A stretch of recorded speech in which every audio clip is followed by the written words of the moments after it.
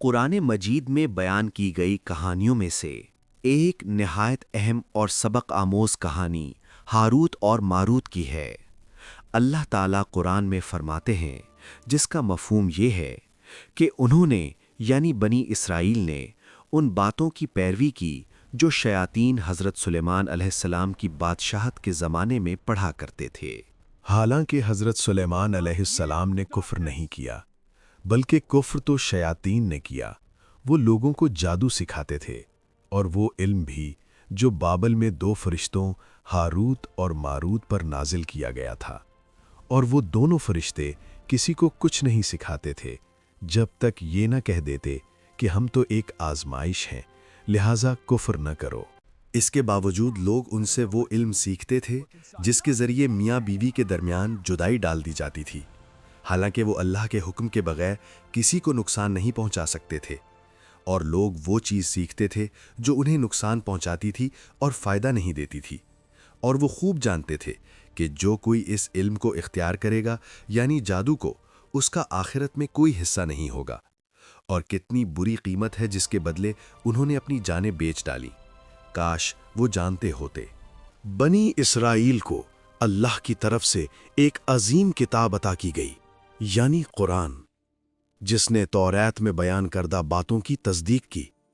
وہ اپنے دین کی پیروی کا دعویٰ کرتے تھے، لیکن اس کے باوجود انہوں نے نبی محمد صلی اللہ علیہ وسلم پر ایمان نہ لایا، بلکہ ان میں سے ایک گروہ نے اللہ کی کتاب یعنی توریت کو اپنی پیٹھ پیچھے پھینک دیا اور اس سے منہ موڑ لیا، حالانکہ وہ جانتے تھے کہ وہ کتاب حق ہے، جیسا کہ اللہ تعالیٰ فرماتے ہیں، جس کا مفہوم یہ ہے کہ جن لوگوں کو کتاب دی گئی تھی ان میں سے ایک گروہ نے اللہ کی کتاب کو اپنی پیٹھ پیچھے ڈال دیا، گویا وہ جانتے۔ اللہ تعالیٰ کا یہی طریقہ ہے کہ وہ ان لوگوں کو سزا دیتا ہے جو فائدہ مند چیزوں سے خود کو دور رکھتے ہیں، پس وہ انہیں ایسی چیزوں میں مشغول کر دیتا ہے جن میں ان کے لیے کوئی فائدہ نہیں ہوتا، یا پھر انہیں ایسی چیزوں میں مبتلا کر دیتا ہے جو ان کے لیے نقصان دہ ہوتی ہیں۔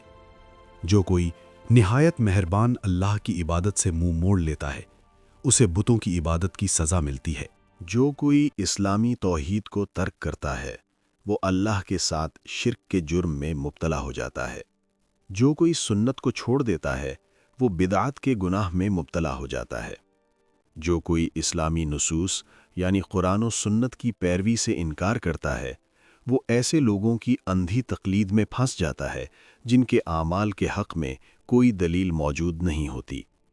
جو کوئی اللہ پر بھروسہ کرنے، اس سے محبت کرنے اور اس سے ڈرنے سے پرہیز کرتا ہے، وہ یہ تمام اعمال اللہ کے سوا کسی اور کے لیے انجام دے کر عذاب میں مبتلا ہو جاتا ہے۔ جو کوئی اللہ کی راہ میں اپنا مال خرچ کرنے سے پرہیز کرتا ہے، وہ شیطان کی راہ میں مال خرچ کرنے کی وجہ سے نقصان اٹھاتا ہے۔ جو کوئی اللہ کے سامنے خود کو عاجز کرنے سے انکار کرتا ہے، اسے لوگوں کے ہاتھوں ذلیل کیا جاتا ہے، اور جو کوئی حق سے منہ موڑ لیتا ہے، اسے باطل کی پیروی کرنے کا عذاب بھگتنا پڑتا ہے۔ یہودیوں کے ساتھ بالکل یہی ہوا جب انہوں نے اللہ کی کتاب کو رد کر دیا۔ وہ شیطان کے قدموں پر چلنے کی وجہ سے مصیبت میں مبتلا ہوئے۔ حضرت سلیمان علیہ السلام کے دور حکومت میں اللہ ان کی شان بلند فرمائے، انہوں نے اللہ کی کتاب پر ایمان لانے سے انکار کر دیا، اور اسی وجہ سے وہ شیاطین کی پڑھی ہوئی اور گھڑی ہوئی باتوں کی پیروی کر کے گمراہی میں مبتلا ہو گئے۔ شیاطین نے لوگوں کو جادو سے روشناس کرایا اور یہ دعویٰ کیا کہ حضرت سلیمان علیہ السلام، اللہ ان کی شان بلند فرمائے، جادو استعمال کرتے تھے، اور یہی جادو ان کی عظیم طاقت اور وسیع سلطنت کا سبب تھا۔ بے شک وہ جھوٹ بول رہے تھے، کیونکہ اللہ ہی وہ ذات ہے جس نے حضرت سلیمان علیہ السلام کو اتنی عظیم طاقت اور اتنی وسیع سلطنت عطا فرمائی کہ انہیں نہ جادو کی ضرورت تھی اور نہ ہی شیاطین کی مدد لینے کی۔ حقیقت تو یہ ہے کہ اللہ تعالیٰ نے خود حضرت سلیمان علیہ السلام کے تابع شیاطین کو کر دیا تھا۔ اللہ تعالیٰ فرماتا ہے، وہ شیاطین حضرت سلیمان علیہ السلام کے لیے ان کی خواہش کے مطابق اونچے محل، مجسمے، حوضوں جیسے بڑے برتن اور اپنی جگہ جمی ہوئی دیگیں تیار کرتے تھے۔ اللہ تعالیٰ نے شیاطین کو حضرت سلیمان علیہ السلام کے استعمال کے لیے مقرر کیا تھا، اسی لیے وہ سب ان کے تابع اور فرما بردار تھے۔ لیکن حضرت سلیمان علیہ السلام کی وفات کے بعد شیاطین لوگوں کے سامنے آئے اور یہ دعویٰ کرنے لگے کہ حضرت سلیمان علیہ السلام ان پر جو قابو رکھتے تھے وہ ان کے جادو کی وجہ سے تھا۔ لیکن اللہ تعالیٰ نے ان کے اس جھوٹ کو کھول کر بیان فرما دیا اور فرمایا، اور انہوں نے یعنی بنی اسرائیل نے ان باتوں کی پیروی کی جو شیاطین حضرت سلیمان علیہ السلام کی حکومت کے زمانے میں پڑھا کرتے تھے۔ اور سلیمان علیہ السلام نے کفر نہیں کیا۔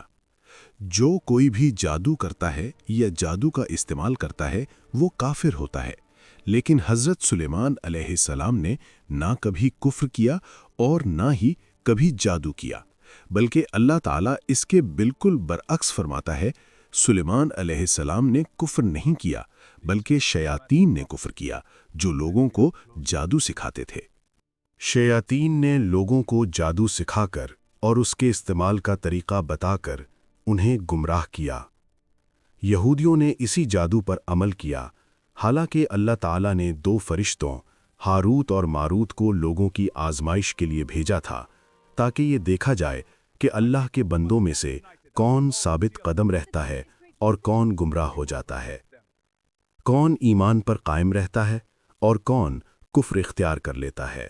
یہ دونوں فرشتے ہاروت اور ماروت لوگوں کو جادو سکھانے کے لیے عراق کے شہر بابل میں بھیجے گئے تھے تاکہ لوگوں کی آزمائش لی جا سکے۔ کوئی یہ سوال کر سکتا ہے، اگر جادو کرنا کفر ہے تو اللہ تعالیٰ ان 2 فرشتوں کو جادو سکھانے کے لیے کیسے بھیج سکتا ہے؟ اس کا جواب یہ ہے کہ یہ سب لوگوں کی آزمائش کے لیے تھا، جیسا کہ اللہ تعالیٰ فرماتا ہے، لیکن وہ دونوں یعنی وہ 2 فرشتے کسی کو اس وقت تک کچھ نہیں سکھاتے تھے جب تک یہ نہ کہہ دیتے، ہم ایک آزمائش ہیں، پس جادو کر کے کفر نہ کرو۔ یہ فرشتے سب سے پہلے لوگوں کو خبردار کرتے تھے کہ اس جادو کو نہ سیکھیں، اور یہ بتاتے تھے کہ ایسا کرنا کفر ہوگا۔ لیکن اگر لوگ جادو سیکھنے پر اصرار کرتے تو وہ انہیں سکھا دیتے تھے۔ بعد میں اسی جادو کو حرام اور ممنوع مقاصد کے لیے استعمال کیا جاتا تھا، جیسے میاں بیوی کے درمیان جدائی ڈالنا۔ یہودیوں نے اسی جادو کا عملی طور پر استعمال کیا جس کا الزام انہوں نے حضرت سلیمان علیہ السلام پر لگایا تھا۔ اللہ ان کی شان بلند فرمائے۔ یہودیوں نے جادو سیکھا اور اس میں مہارت حاصل کر لی، اور بعض روایات میں یہ بات بیان کی جاتی ہے کہ آج بھی جادو میں مہارت کا دعویٰ کچھ گروہوں سے منسوب کیا جاتا ہے، خصوصاً مراکش کے یہودیوں کی طرف۔ انہوں نے اپنی کتابوں میں بیان کردہ نبی آخر الزمان حضرت محمد صلی اللہ علیہ وسلم کے اوصاف اور ان کی جلد آمد کی خبر کو جھٹلا دیا۔ انہوں نے نئی نازل ہونے والی کتاب یعنی قرآن کو بھی قبول نہ کیا۔ انہوں نے یہ سب چھوڑ کر جادو سیکھنے اور اس پر عمل کرنے کو اپنا سہارا بنا لیا۔ اس قصے میں اللہ تعالیٰ جادو کے کچھ برے نتائج کا ذکر فرماتے ہیں، جیسے کہ اور وہ ان سے وہ چیز سیکھتے تھے جس کے ذریعے وہ میاں بیوی کے درمیان جدائی ڈال دیتے تھے۔ اللہ تعالیٰ نکاح کو باعث سکون قرار دیتے ہوئے فرماتا ہے، اور اس نے تمہارے درمیان یعنی میاں بیوی کے درمیان محبت اور رحمت پیدا فرما دی۔ جادو کے ذریعے مرد اپنی بیوی سے الگ ہو جاتا ہے، اور یہ اس بات کی دلیل ہے کہ جادو کا اثر ہوتا ہے، لیکن یہ اثر صرف اللہ کی اجازت سے ہی ہوتا ہے۔ جادو کی کچھ اقسام ایسی ہیں جن کے باعث ایک انسان دوسرے سے شدید محبت کرنے لگتا ہے اور گویا اس کا غلام بن جاتا ہے۔ ایسا شخص یہ محسوس کرتا ہے کہ وہ دوسرے کے بغیر زندہ ہی نہیں رہ سکتا۔ جادو کی ایک اور قسم اس کے بالکل برعکس اثر ڈالتی ہے، جس سے انسان دوسرے سے اس قدر نفرت کرنے لگتا ہے کہ اس کی آنکھوں میں آنکھیں ڈال کر بھی نہیں دیکھ سکتا۔ کبھی کسی باپ پر جادو کر دیا جاتا ہے جس کے نتیجے میں وہ اپنے بچوں یا اپنی بیوی سے نفرت کرنے لگتا ہے۔ جیسا کہ سورۃ البقرہ کی پہلے ذکر کی گئی آیت میں بیان ہوا ہے۔ اللہ تعالیٰ فرماتے ہیں، جس کا مفہوم یہ ہے، لیکن وہ یعنی بنی اسرائیل خوب جانتے تھے کہ جس نے بھی اسے خریدا یعنی جادو سیکھا اور اس پر عمل کیا، اس کا آخرت میں کوئی حصہ نہیں ہوگا۔ اس آیت کی تفسیر میں علماء کے درمیان اختلاف پایا جاتا ہے۔ کچھ علماء کا کہنا ہے کہ اللہ تعالیٰ نے ان فرشتوں کو جادو سکھانے کے لیے نہیں بھیجا تھا، بلکہ شیاطین نے لوگوں کو جادو سکھایا، جبکہ سلف صالحین میں سے بہت سے علماء، اللہ ان پر رحم فرمائے، کا یہ موقف ہے کہ اللہ تعالیٰ نے ان 2 فرشتوں کو بطور سزا آسمان سے زمین پر اتارا تھا۔